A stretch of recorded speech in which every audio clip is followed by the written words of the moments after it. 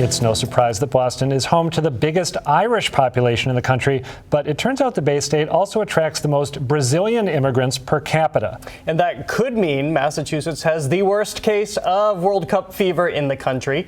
As WGBH News reporter Michelle Oberg Figueroa shows us, the local Brazilians haven't let go of their passion for the sport.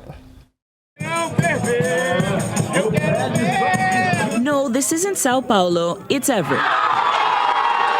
Here in Oliveira's restaurant, Brazilians gathered to eat, cheer, and make good with the gods of World Cup soccer. If you had to give up something to make sure Brazil win, what would you do? Anything, including my liver. But I drink so much, so my liver is not good anymore. For Brazilians, soccer is a second religion. It's like Christmas. It's 200 million people and the rest of the world watching one game. So it's definitely bigger than any sport or any game that you could ever imagine. So for us, it's huge. And devotion for Brazil's World Cup team transcends borders. In Brazil, anytime the Brazilian soccer team plays, everything shuts down. Here in Everett, some businesses are following suit.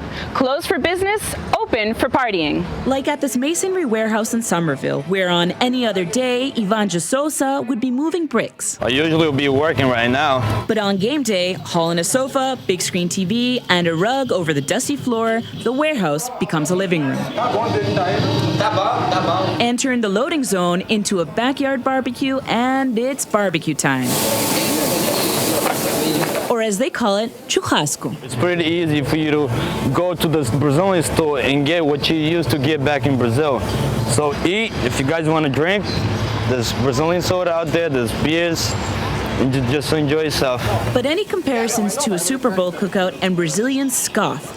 The World Cup is much bigger than that, says local radio host Ludo Gardini. If you get the Super Bowl and you multiply by 50, and then you do the Super Bowl every 4 years. Bem-vindos a Brasil 2014. On Portuguese language 1360 AM, all talk is on Team Brazil. 20ª Copa do Mundo. But Gardini is cautioning his fellow countrymen and legendary partiers not to let World Cup fever turn into World Cup delirium. Nessa celebração, muita emoção e no drunk driving, no vandalizing. In short, don't get yourself arrested.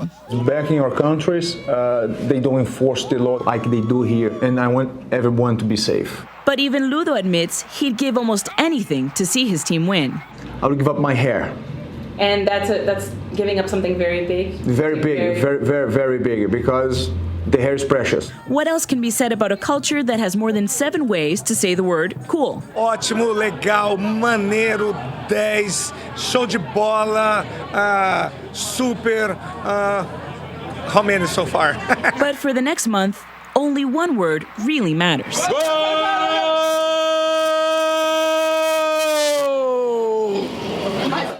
And don't expect the excitement to die down anytime soon. Brazil is playing Mexico tomorrow, so that should be a very exciting match. Michelle, what should we expect from the local Brazilian community if Brazil wins the Cup?